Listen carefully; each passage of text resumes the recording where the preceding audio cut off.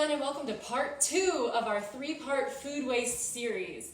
We came to you last week and we talked about how to prevent food waste with meal planning and grocery shopping. And today we're going to talk about what you do when you have some food that could potentially go to waste. Yes, absolutely. I'm Leah, mental health specialist. And I'm Erin, dietitian at the Weight Loss and Wellness Center. So what would you say is the food that people complain most about wasting? Vegetables, veggies. For some reason, they're just not appetizing, or as they're not the number one thing that gets used up. Well, they seem to be like leftover and just kind of sad. Yeah. For some reason, and there's that feeling of waste whenever you throw food away. Yeah. And when you throw meat away, you're like, oh, I should have used that. Yeah. But when you throw vegetables, you're like, well, dang it, healthy's not working for me. Right. Somehow we always go back to meat, but we tend to not want to waste our money, spend our money on veggies again. Yeah, that works. Well, so today we are making a salad that we don't have a name for. I thought about garbage pail salad. That sounds kind of gross. So let us know in the comments if you come up with a good name for the salad that's not garbage pail salad. Oscar the Grouch salad? Grouch, yeah. Next day delight. Oh, I like that. We call it corn. Clean out refrigerator night. I like that. Good one. Okay. But anyway, so I literally just reached into my refrigerator and pulled out a bunch of vegetables that I had left hanging around, and we are going to make you a lettuce-free salad today. Nice. I'm excited because this is one way you can use up those things that might go to waste otherwise. That's awesome. So let's talk about what we're going to do. We are basically going to take a bunch of leftover veggies and make a vinaigrette, and then we're going to combine them together. So Leah is going to get us started with our vinaigrette. Pick up that. This, in container number 1, is a shallot. If you do not have a shallot, you could use a regular onion or some garlic or even a red onion if you have it. I happen to have a shallot, and as you can see, it was partially used, but not all the way used. Yeah, and it does kind of look like a red onion, so I'm sure that the red onion will work just fine. A shallot's basically part onion, part garlic. We don't need the whole thing for this, just cut up enough to put in the bottom of that. I love cooking, but my knife skills are kind of whack, so feel free to. Right, it doesn't have to be beautiful. First up over here, I have some sugar snap peas left over. Yum. Oh yeah, this one is dead. That's not good. Oh yeah. So what are you kind of looking for when you look for what's good to eat again? And you don't want to eat anything mushy. Okay? And this one's good and green and firm. This one has a hole in it. Good. They're actually looking pretty good. I like to eat these as snacks. Yeah. Just in place of other vegetable sticks.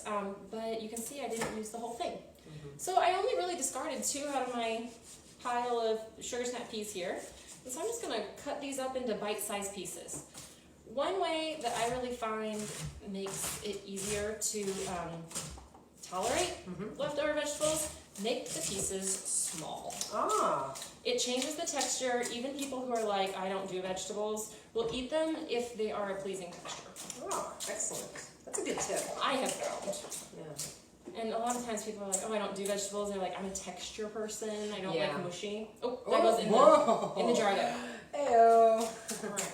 So I'm going to have you coat our shallots, or cover our shallots rather, with some vinegar there. Okay. I have a white wine vinegar. You could use whatever vinegar you have on hand. I like the taste of white wine. I cook with it a lot. White wine vinegar, that is. And also, I cook with white wine as well, but not in the salad dressing. And so just to cover the top. like an inch or so in there. And just let that sit. What's going to happen is our shallots are going to quick marinate. Yeah, looks about good. Kind of pickling-ish. Yeah, a little bit. Sounds as they sit, those nice. flavors are just going to melt. Just put that to the side. Okay. Do you want to get us going with our tomatoes here? Yep. Just slice those puppies in half and put them in our bowl. Excellent. So these were left over, you said, from another recipe? Yeah, they went on a different recipe that I made, but I only needed 5 ounces, and it was a 10-ounce container. And so I could eat them one by one, but I don't love tomatoes just to eat, and so I could see them potentially hanging out here. I know some people who do just pop them like candy. It's pretty impressive. On a July day, picked right out of the garden, it's great, but okay. Next up, I have some leftover grilled vegetables.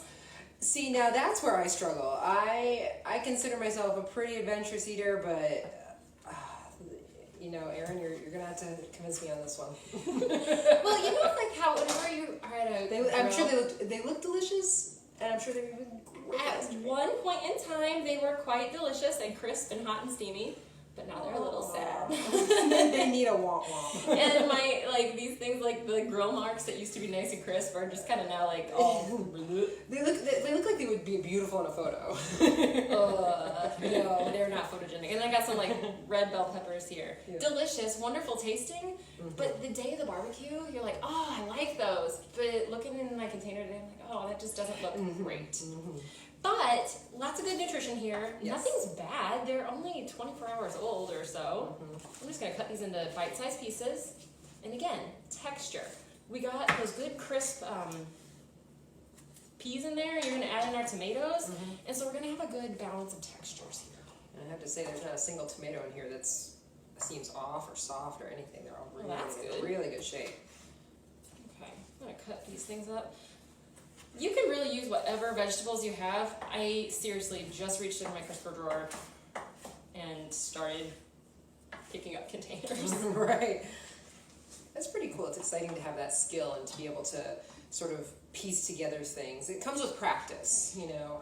I use the driving analogy with a lot of my patients. So when you got behind the wheel of a car the first time, you weren't zooming down the interstate with a lot of confidence. So That's a good point. cooking's similar. I would definitely agree with that. Got some cooked asparagus in here.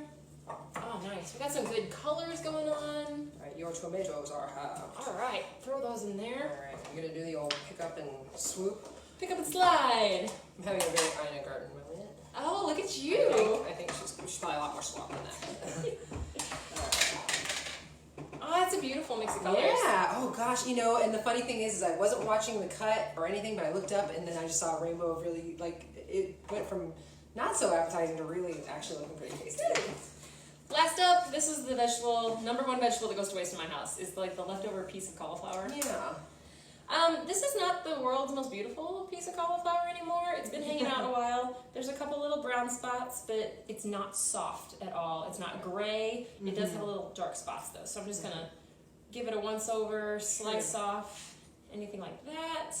So that's a really good thing to know, that you can sort of trim off anything that's not so appetizing, not so filling.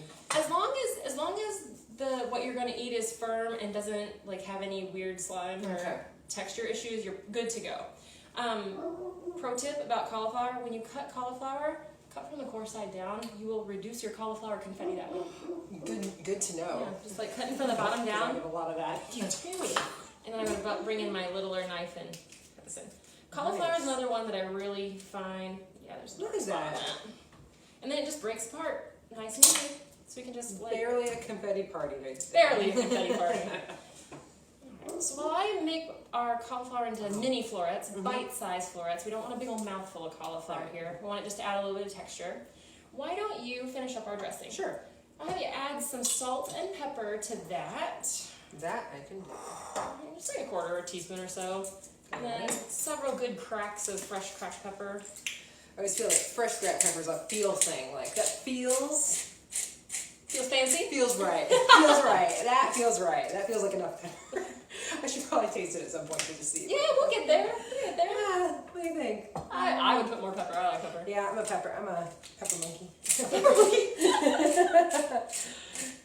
It's more about patience than flavor at this point. That's true, yeah. Yeah, that looks a little better. Tastes so good. All right. So next up then, put a little dollop of honey in there. Okay. The main ingredients for a vinaigrette, just a good squeeze so that you can kind of see it in there, but we don't want it to be overall sweet. Okay. That's probably good. Like a half I have to show tablespoon or so. restraint with honey. Ooh, there was a wow. There was a cauliflower confetti. It's a party. It's a party. Cauliflower party. Cauliflower party. All right, and then yeah, there we go. Just a little dab More. A dab will do. there. Dab will do. And then take our oil, Gotcha. and we want it to be a 1-to-1 mixture. Okay. So you see however high up your oil went, or your vinegar went, we're gonna do the same with the oil then. This is a test of spatial reasoning, Erin. Oh my goodness, you're getting into words that I don't use every day. That feel about right? Yeah, it feels about right. All right.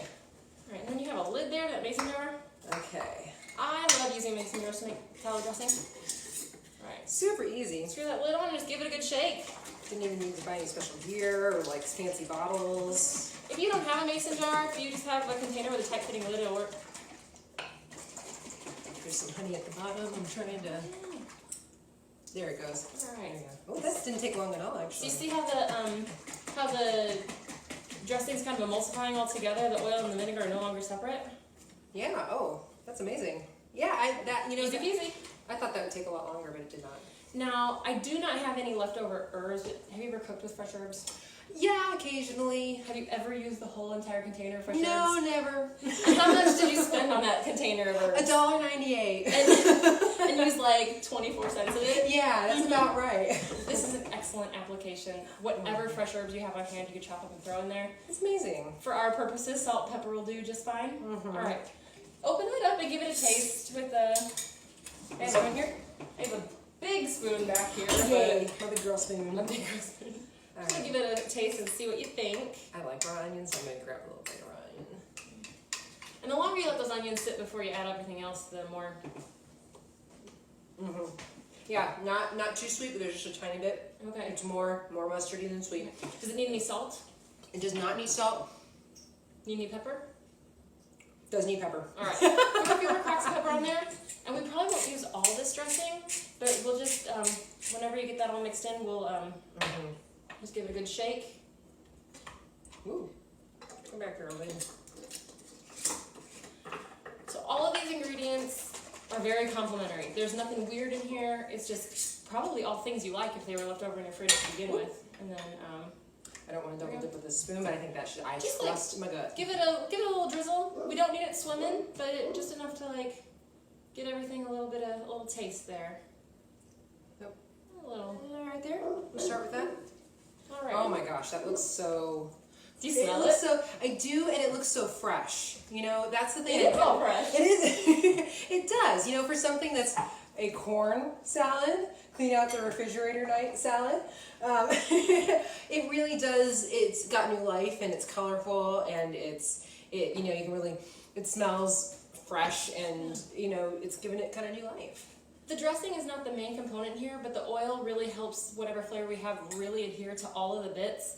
We have good fiber, we have good nutrients, we're not going to let anything go to waste. True. If you had a leftover chicken breast, you could cut it up and serve this on top. True. You had a can of chickpeas or even black beans, you can throw that on top too. It's really very malleable to whatever things you have. Yeah, great way to eat complete and save some money while you're doing it. And it took like about 5 minutes. Yeah. So we have our vegetable side dish. Nothing's going to waste. Yeah. Once the dressing's on here, though, you probably do want to eat it within 24 hours. Yeah. So if you end up with a pile that's bigger than you think you can handle at one meal, you might want to reserve some dressing separately so you can do it again. That's actually a really good idea, so you don't wind up throwing out round 2 after all.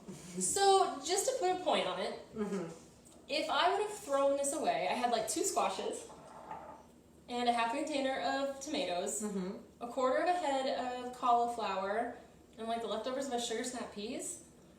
I think I saved like $6 here.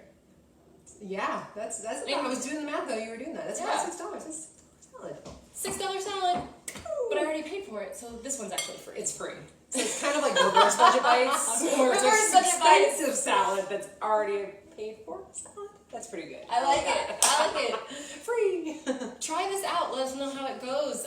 We want to hear what kind of combos you come up with. Yes. Hopefully, this will help your crisper drawer be a little less sad of a place. Absolutely. Photos in the comments would be really cool too. That would be appreciated. Yay. Awesome. Well, that's all for this week. Please, please, please join us next week for part 3. We're going to be talking about food waste at the table. Yes, absolutely. And after. Wonderful. Right. See you next time. Thanks.